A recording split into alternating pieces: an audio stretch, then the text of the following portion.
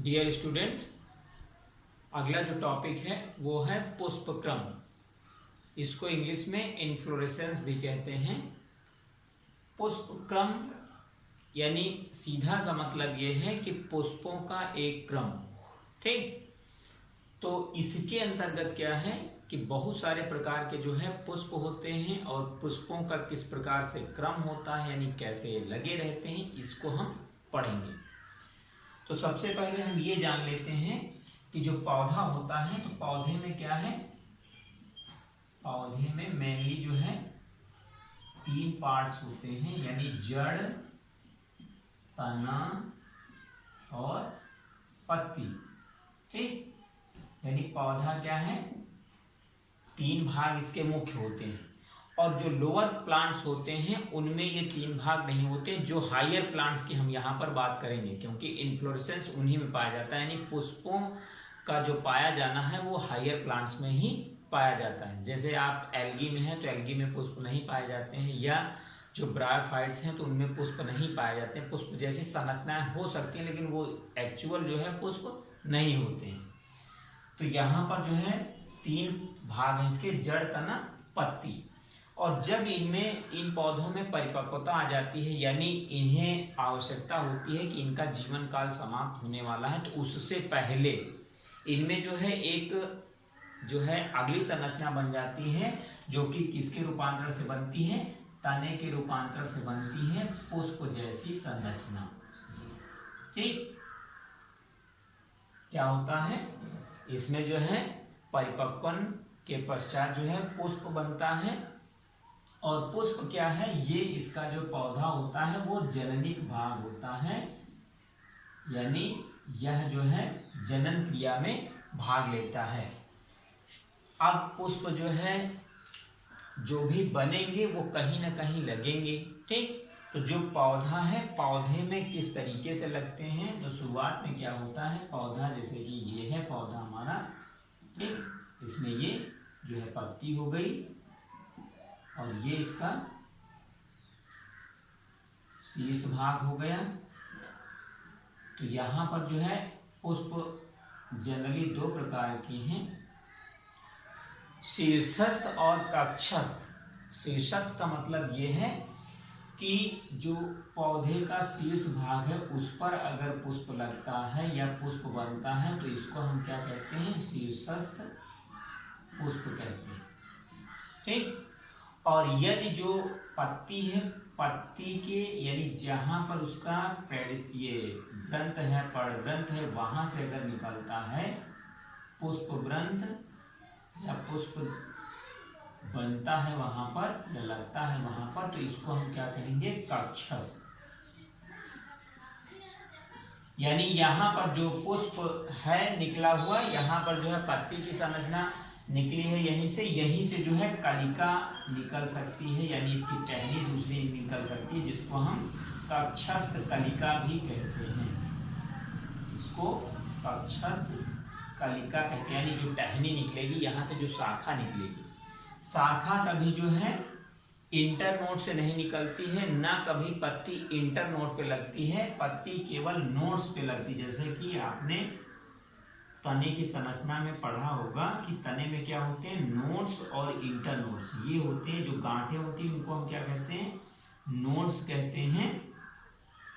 और जो 2 नोड्स के बीच का स्थान होता है उसको हम क्या कहते हैं, इंटरनोड्स कहते हैं।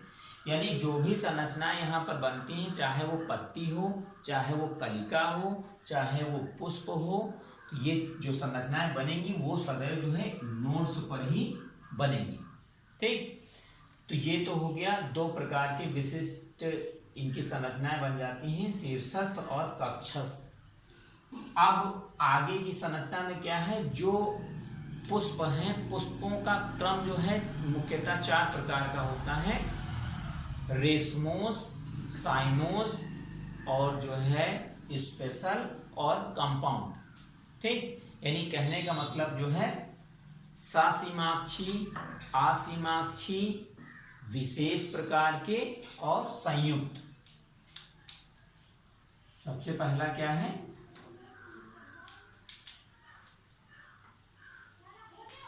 आसीमाक्षी।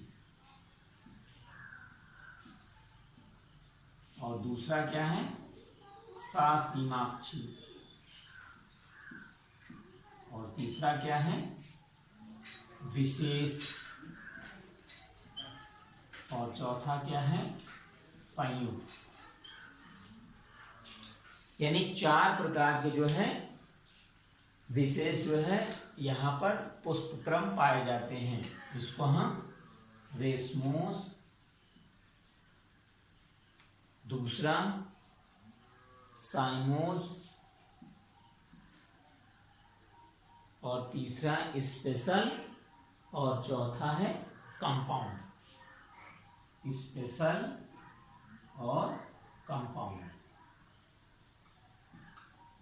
अब इनका सीधा सा मतलब हम समझ लेते हैं। आसीमाक्षी। आसीमाक्षी का मतलब यह है कि जैसे पुष्प कहीं भी किसी भी टहनी में लगना शुरू हुए। यहां पर क्या लिखा हुआ है? पुष्प क्रम, यानी पुष्पों का क्रम। जैसे यहां पर पुष्प लग गए इस तरीके से, तो इनमें जो है टर्मिनल पॉइंट कोई नहीं होता, ये जो है लगते जाते हैं। ठीक, ये जो है लगते जाएंगे इस तरीके से, यानी इसमें कोई जो है सीमा नहीं है, यानी इनडेफिनिट है ये, डेफिनिट नहीं। डेफिनिट नंबर ऑफ जो है फ्लावर्स यहाँ पर नहीं पाया जाता है। इसमें ये होता है ये लगते जाएंगे, जितना बड़ा एडेंथल होता जाएगा वहां पर उतने ही ये जो है लगते जाएंगे।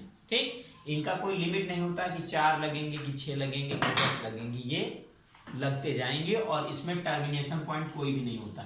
यानी जब तक जो है पौधे का जीवन काल होगा तब तक ये आगे की तरफ बढ़ते जाएंगे। और इनकी कंडीशन क्या होती है? एक्रोपेटल कंडीशन होती है, यानी जो नीचे के पुष्प होते हैं वो जो है ओल्ड होते हैं। ठीक, और जो आगे की तरफ यानी जो ऊपर के पुष्प होंगे ये जो है न्यू होंगे, नए होंगे, यानी यंग ये होंगे और ओल्ड ये होंगे। जैसे आपने देखा होगा, जैसे सरसों है या मूली है, तो इनमें के जो पुष्प होते हैं वो इस तरीके से होते हैं, आसीमाक्षी होते हैं। अगला क्या है? सासीमाक्षी। अब इसमें बहुत सारे प्रकार भी होते हैं, तो उनमें आपको प्रकार में क्या है, जब आप उसके डिफिनीशन पढ़ेंगे या उसके बारे में थोड़ा सा पढ़ेंगे वो ऑटोमेटिकली आपको समझ में आ जाएगा, क्योंकि डायग्राम हमने दिया हुआ है टेक्स्ट में। ठीक, तो उसमें समझने में कोई दिक्कत नहीं, इनको विशेष रूप से समझ लीजिए आप। तो इसमें क्या होगा? ओल्ड वाले नीचे हैं, न्यू वाले ऊपर की तरफ हैं।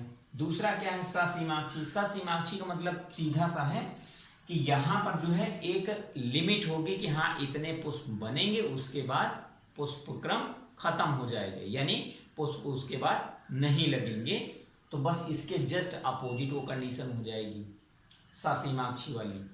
अब विशेष प्रकार के जो पुष्प होंगे, इसमें क्या है कि जो गूलर होता है या जो तुलसी होता है, तो इस प्रकार या यूफोर्बिया होता है, उसमें इस प्रकार के पुष्प होते हैं कि पुष्प आपको दिखते नहीं। जैसे आपने पढ़ा होगा या सुना भी होगा, कहा जाता है कि गूलर में कभी पुष्प नहीं होते, तो ऐसा नहीं। उसमें जो है स्पेशल टाइप का पुष्प होता है, इसलिए उसमें भी पुष्प पाया जाता है, गूलर के अंदर पुष्प बनते हैं। जबकि जो गूलर है वो क्या है? उसका रिसेप्टिकल्स है, यानी पुष्पाक्ष है। जैसे आपको हमने पहले भी बताया होगा कि जो पुष्प जहां पर लगता है उसको हम क्या कहते हैं? पुष्पासन कहते हैं। तो ये पुष्पासन हो जाता है। ठीक, और यही पुष्पासन क्या है? इस तरीके से घूम जाता है। तो उसमें क्या है? ये पुष्पासन के थ्रू जो है ये घूम जाता है, यानी पुष्पासन इसका घूम जाता है और इसी में जो है बहुत सारे पुष्प लगे होते हैं। तो ये स्पेशल टाइप का होता है। यानी स्पेशल टाइप में जो है 3 प्रकार के होते हैं। सबसे पहला क्या है? जो आपका होता है हाइपैंथोडियम, वर्टिसिलेस्टर और साइथियम। यानी कहने का मतलब ये कौन सा प्रकार है? हाइपैंथोडियम,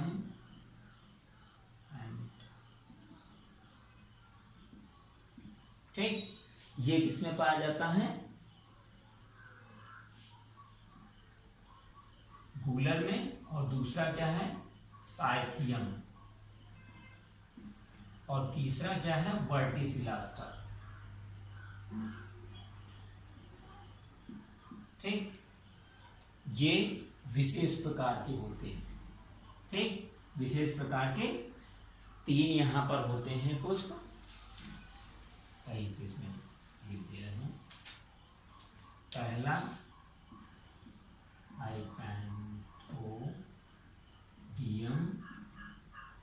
और दूसरा क्या है? साइथियम और तीसरा है वर्टिसिलास्टर। ठीक, ये हाइपैंथोडियम क्या है? ये गूलर वगैरह में पाया जाता है। इस प्रकार का जो है पुष्पक्रम किसमें मिलता है? गूलर में मिलता है। और ये वाला जनरली यूफोरबिया एक पौधा होता है जिसको लाल पत्ती कहते हैं, यूफोरबिया। ठीक, और वर्टिसिलास्टर जो है तुलसी का जो पुष्प होता है वो होता है।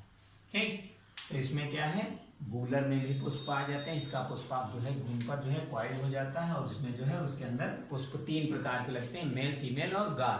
ठीक, और जो साइथियम है, साइथियम की संरचना देखिए, ये जो है कटोरिया हो जाता है। कटोरिया का मतलब ये है कि इसमें जो है बहुत सारे जो है मेल पुष्प बहुत सारे होते हैं। ठीक, और इन्हीं में से जो है एक फीमेल फ्लावर लगा होता है इस तरीके से संरचना में। ठीक, और इसकी सबसे बड़ी विशेषता ये है कि इसमें जो है नेक्टर ग्लैंड्स पाई जाती है। नेक्टर ग्लैंड्स का मतलब ये है कि इसमें जो है जो मकरंद होती है, मकरंद ग्रंथि पाई जाती है। यानी जो पुष्प लगा होता है उसके पुष्प के बाहर ही मकरंद ग्रंथि यहाँ पर दिखती रहती है। तो ये जो है विशेष प्रकार का साइथियम वाला होता है। और तीसरा है तुलसी का। तुलसी का पुष्प आप देख लेना, उसमें आपको समझ में आ जाएगा। तो ये 3 प्रकार के हो गए। और संयुक्त जो पुष्पक्रम होता है, संयुक्त में क्या है? जो हमने पहले बताया है साइथियम, ये रेसमोस और साइमोस टाइप के जो पुष्प होते हैं, इन्हीं का जो है एक ग्रुप जब बनता है तो उसको हम क्या कहते हैं? संयुक्त पुष्पक्रम कहते हैं। यानी संयुक्तता उसमें आ जाती है, बहुत सारे बंचेस बन जाते हैं, उसको हम संयुक्त पुष्पक्रम कहते हैं। तो इस तरीके से एक जो है जनरल सी संरचना हो गई कि पुष्पक्रम क्या होता है। तो इसको आपको देखना है। थैंक्स।